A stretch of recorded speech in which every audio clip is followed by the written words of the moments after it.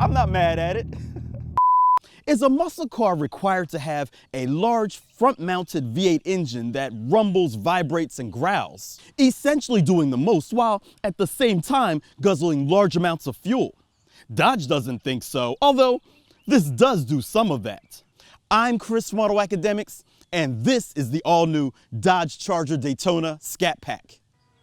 Yes, what we have here today is what I assume to be the future of muscle cars, except the future is now. As mentioned, our tester this week is a 2024 Dodge Charger Daytona Scat Pack with the track package, and even someone like me who still appreciates a good V8 can also appreciate this electrified example. Base price is $64,995, but this car has a number of options including the Scat Pack Stage 2 package for $3,200, the Plus Group for $49.95, the Sun and Sound package for $24.95, the Carbon and Suede package for $29.95, the Track package for $34.95, the Drive Experience Recorder for $1,000, and the Red Eye exterior paint for $795.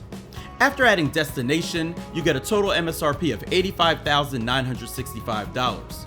Oh yeah, a redesigned 4-door model is scheduled for next year too, but we'll talk about those when we get one of those. So buckle up because there's a lot to cover.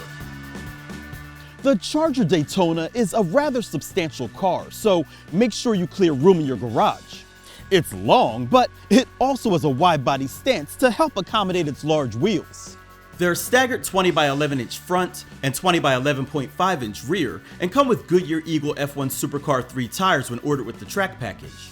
Our car's been optioned with 305/35 front and 325/35 rear Goodyear Eagle Sport all-season tires. Not only are the wheels big, but so are the brakes. There's 6 piston fixed caliper Brembos in front and 4 piston fixed calipers in rear, both of which clamp down on 16-inch vented rotors. And no, these aren't the fronts. Huge, right? The Daytona has what Dodge calls the R-Wing, a patent-pending design that pays homage to the 1969 Daytona's design. Yeah, I know the original car's wing was in the rear, but this one still allows for air to flow through for additional downforce. If you ever have the opportunity to see one of these up close, you'll notice that outside of the steering wheel, there's not a Dodge badge to be seen. They've all been replaced with the Fretzog logo, which is the new symbol for Dodge's next generation vehicles. Oh, my bad. There's another subtle Dodge logo here in the headlamps. Some other exterior features include windows that go down with the key fob, carbon mirror caps, blacked out emblems, bifunction LED reflector headlamps, daytime running lights and tail lamps, wide body competition suspension with adaptive damping, black performance spoiler, and remote start. The Charger Daytona is a hatchback, providing more cargo room than a traditional sedan, so when you open the rear hatch, you'll find 22.7 cubic feet of space behind the 60/40 split rear seats, and 37.4 cubic feet when they're down. There's an attached cargo shade, some grocery hooks, cargo tie-downs, and a cubby beneath the floor to house a tire inflation kit, as well as the 11 kilowatt portable charger.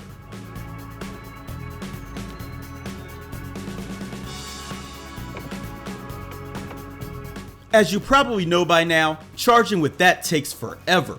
But, say it with me, if you're going to own an EV, have a 240 volt level 2 charger installed at your house. This will allow you to go from 20 to 80% in 5.4 hours. Hook up to a level 3 350 kilowatt fast charger and you can go from 20 to 80% in just 24 minutes. A charging schedule can be programmed from the infotainment system, and you can choose your charging rate along with what battery percentage you want it to stop. But other than that, the only other EV specific feature I'm aware of is it locating and getting directions to the nearest charging stations via navigation search.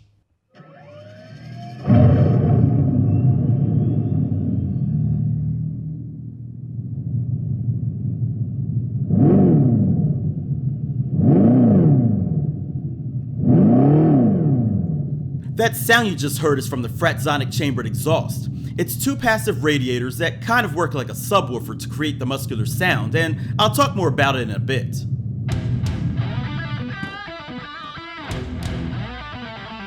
Under the hood, there's a 1.5 cubic foot frunk, as well as dual electric drive modules, one front and one rear, that can each generate up to 335 horsepower and 313.5 pound-feet of torque. This results in a total of 670 horsepower and 627 pound-feet of torque when the 40 horsepower power shot is enacted, and the 100.5 kilowatt-hour battery can provide a peak discharge rate of 550 kilowatts to all four wheels. The drift and donut mode will put the car in rear bias propulsion mode, and there's launch control in race modes too. The Drive Experience Recorder can record your track day or weekend drive via the dash cam, and it will synchronize vehicle data with the audio and video at 1080p 60 frames per second. Then you can play it back in the car or through an external device. The Drive Mode Selector allows you to choose between custom, wet snow, auto, sport, track, and drag settings, and you can customize the propulsion, paddles, traction, suspension, and steering.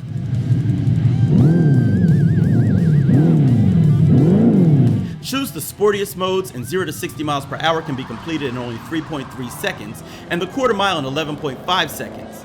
Top speed is 135 miles per hour. EPA estimated fuel economy is rated at 78 mpge with a reported total range of 241 miles. AutoAcademics saw 239 miles on a full charge and averaged 3.4 miles per kilowatt hour during testing.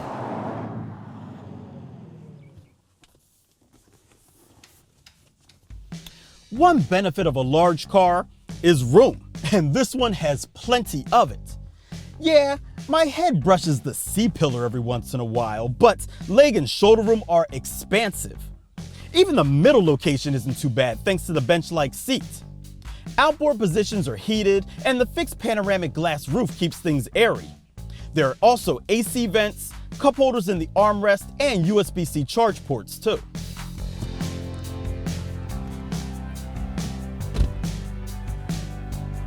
I like most of what Dodge has done with this interior.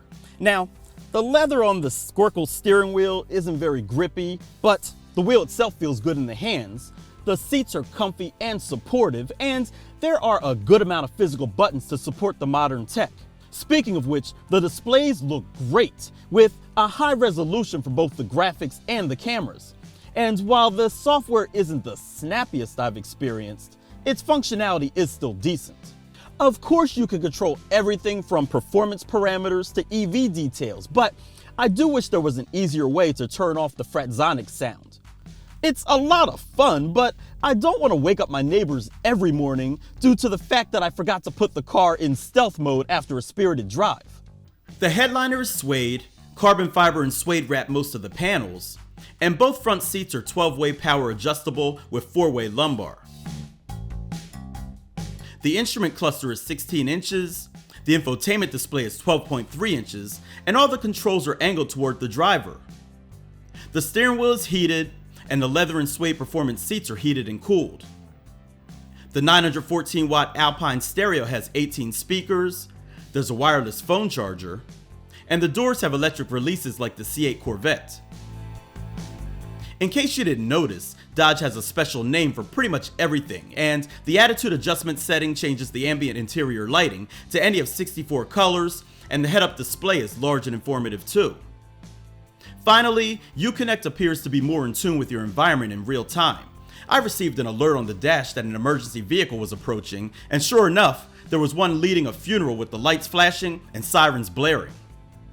Safety features include adaptive cruise control with stop and go, active driving assist system, active lane management system, full speed forward collision warning plus and intersection collision assist system, blind spot and cross path detection, 360-degree camera, pedestrian cyclist emergency braking, front and rear parking sensors, traffic sign recognition, and auto high beam assist. So now that we've addressed all of that, it's time to take it out and see how it drives.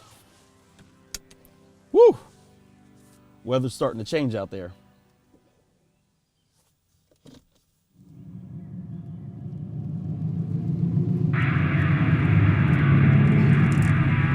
We've had rather poor weather off and on for most of the week, and while it can be a downer at best, it can be absolutely treacherous at worst when driving a muscle car. Yet in this, I've been a little less concerned. But don't get me wrong, with 670 horsepower at the beck and call of my right foot, you still have to be smart, especially in rain like this. Because while I don't feel like this car wants to maim me, I still have to remember that it could.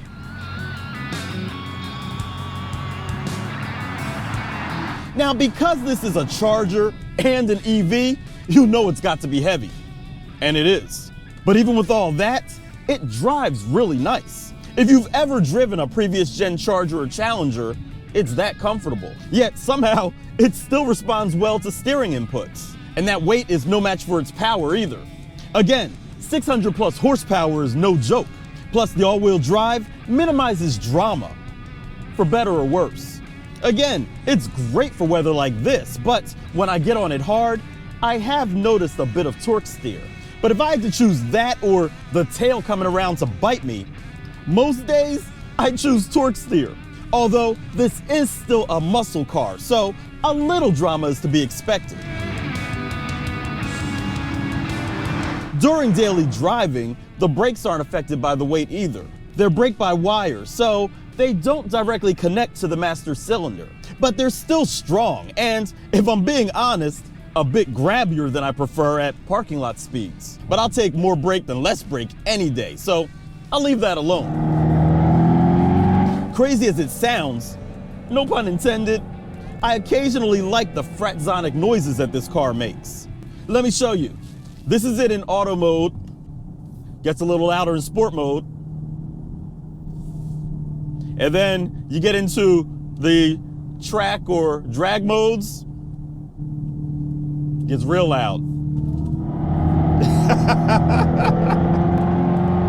Yeah, it can drone in the sportier modes, especially since it doesn't fake any gear changes like Hyundai's Ioniq 5N. But you can always turn it off when you get tired of it, making this like any other super quiet EV.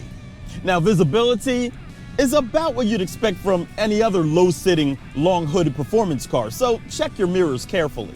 Also, range goes hand in hand with the fuel economy of a muscle car, so you will be charging regularly. But if this is a muscle car, that's to be expected, right?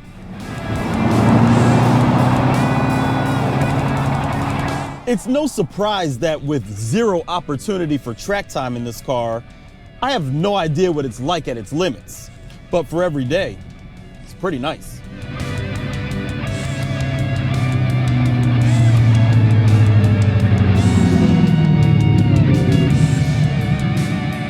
Now, as we wrap up, let's address the obvious. At 80 grand, it's expensive.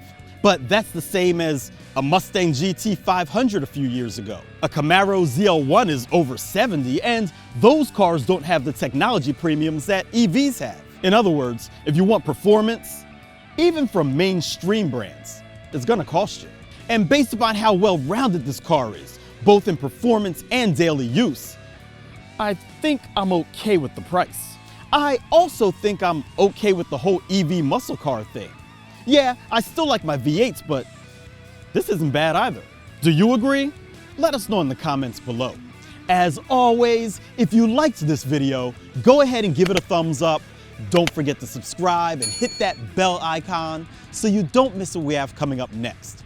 I'm Chris from AutoAcademics. Thanks for watching. I mean, you're not gonna drive all day with this, but for short bits at a time, it's a lot of fun.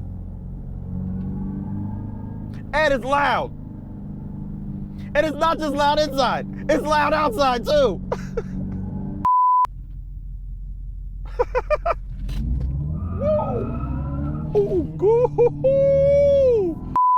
You could never do that in a Hellcat, not in this weather.